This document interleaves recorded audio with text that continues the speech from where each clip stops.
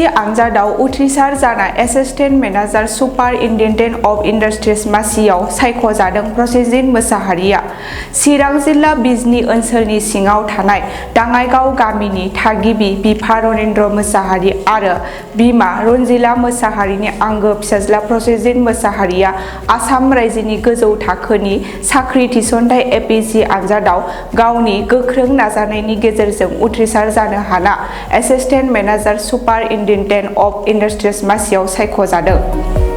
प्रसेनजित मोसाहारिनि बे जाफुंसारनायखौ नखरनि गासै सोद्रोमाफोरजों लोगोसे ओनसोलनि सुबुंफोरा गाजा गोमजायै बरायदों।